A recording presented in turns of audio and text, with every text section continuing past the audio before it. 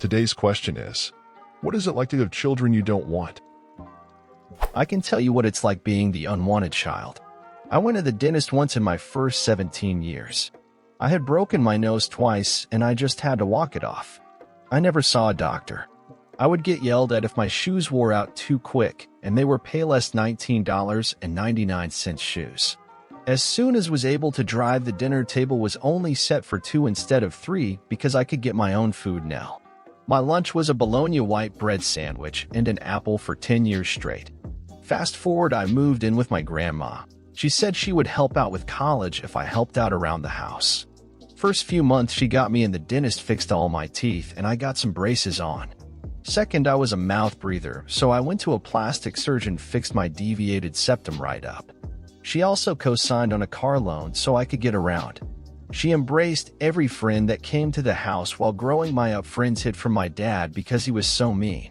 My grandma noticed that I would get home and run to my room, and one day she told me I don't have to hide in there, I can hang out wherever I want. That's the difference between being a burden and being wanted. Using an alt. Because my main can be linked back to me, and I'm going to get very real. I had a perfect pregnancy. I was super cautious, took my prenatal vitamin every day, never drank, walked away if someone was smoking near me, etc. My child is severely special needs. She's autistic, but on the severe end with global developmental delay, which is just a nice way of saying mentally disabled. She is 6 but is now just learning to potty train. She is nonverbal but thankfully understands simple directions. She screams for hours off and on at a time every day, and when she isn't screaming, she is making noises. She doesn't interact like a normal child and treats other people more like inanimate objects rather than people. No affection, no emotion, no interaction aside from pulling me to the fridge to get her food or handing me her toy so I can fix something on it. I don't feel like a mom. I feel like a caregiver. I get little joy in taking care of her, and I am constantly worn down. I'm exhausted. This pandemic has destroyed what little sanity I had left, as I can't even get a small break because there is no school. This is going to sound absolutely terrible, and this is why I'm using an alt. But raising her is not like raising a child. You raise a child to be a decent adult. You teach them manners, respect, education, and kindness, and you hope that as they grow up they will make friends, get good grades in school, and go on to have a fulfilling life. This feels like I am raising a very high-maintenance pet that will not evolve into anything more. For me, I am just keeping her alive. I am keeping her fed, clothed, warm, safe, and happy. It feels like I have been taking care of a baby for the past 6 years. She progresses very slowly and very little. I am hoping by the time she is in her 20s we can maybe have a simple 1 or 2 sentence conversation, or maybe she can have the attention span to watch and understand a movie. I still talk to her and play with her, but it's so discouraging after years of not getting anything back. I mainly just snuggle with her on the couch while she plays with her tablet. It's one of the few ways we really bond. She likes toys and simple games on her tablet, so I buy her lots of them to keep her busy and hope that they keep her content so she isn't screaming and hitting herself. I see children much younger than her having full conversations with their parents, and I get so jealous. I see them telling their parents they want burgers for lunch, or talking about a fun thing they want to do or whatever, and I can't even imagine how easy my life would be if she could just communicate simple things like that. It's so tough. I take her to the playground, and the other kids ask why she won't talk or play with them. Pre-COVID days, we go out to the grocery store, and she has a full meltdown, and we have to leave our cart behind. We go out to eat, and she can't sit still and wants to get up and run around the restaurant, so we have to leave. She's only getting bigger and taller, and she's getting harder to manage. She hits herself and others. Sometimes she smears her poop all over the wall. She slams her head into the wall and furniture when she's frustrated, which is often, like multiple times a day. She broke a window with her head a few weeks ago, and I was scared shitless she was going to need stitches, but luckily she somehow came out unharmed aside from a bruised forehead.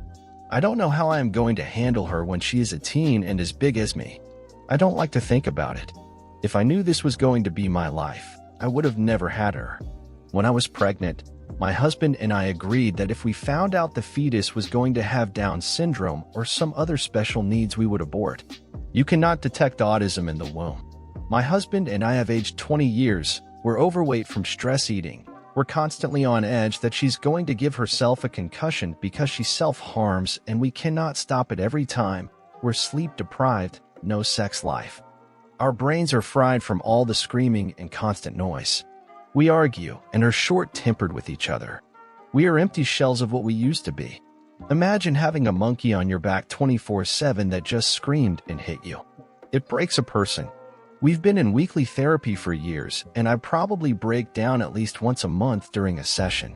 I never ever thought we'd have a special needs kid.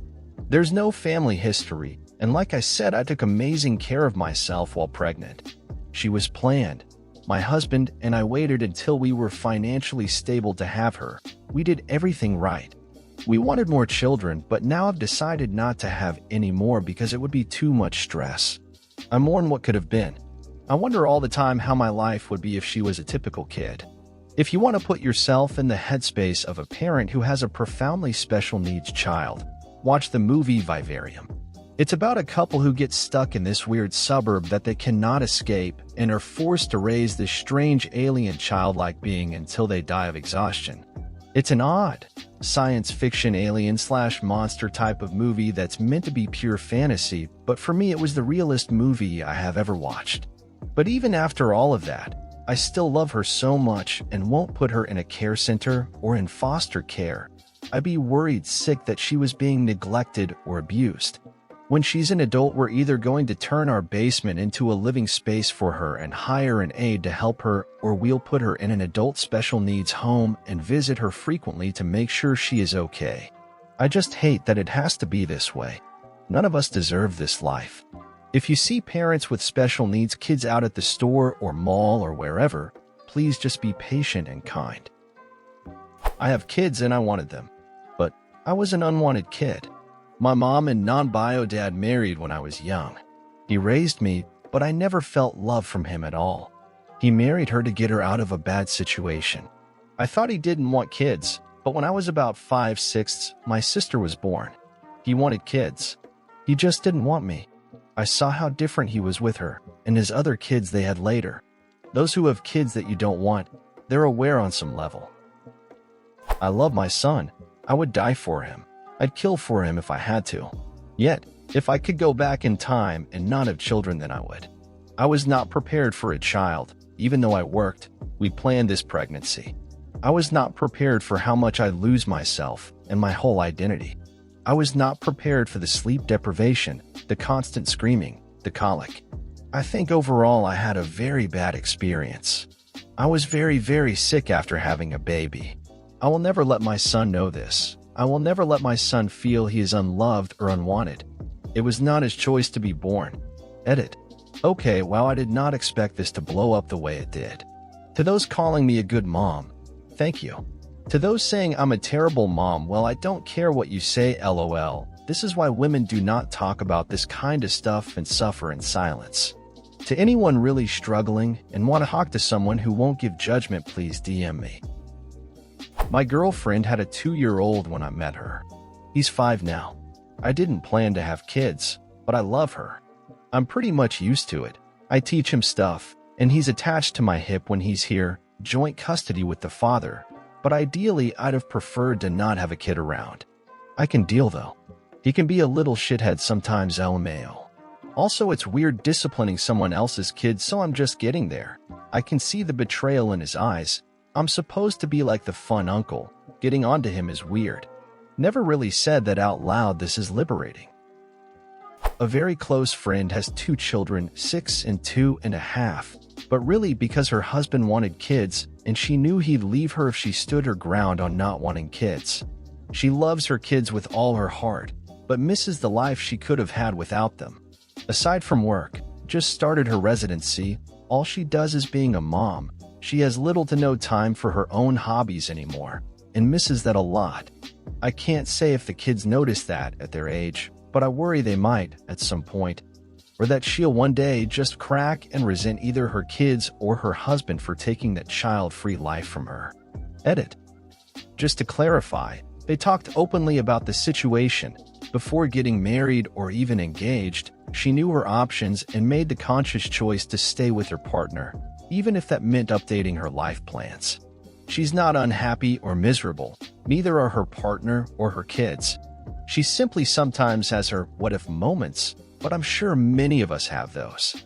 Sure, Minnie would have made a different decision, but it was ultimately her decision in this case, and she made it. Edit 2. I have no idea where people read that her husband doesn't do anything. That's not the case at all. They're both parents to their children, and both their days look like sleep, parent, work, parent, chores, sleep. Also, it's not like she now wishes her kids didn't exist. Yes, her life plans didn't include children before she met her husband, but that doesn't mean that she now wishes they didn't exist. Imagining the life she could have had without them isn't the same as wishing her kids out of existence. And this is the end of today's video. I hope you liked it, and don't forget to comment an anecdote or experience similar to the topic of the video. Leave your like, share if you liked the video, and lastly, don't forget to activate the little bell so you don't miss any of our daily videos. Bye-bye.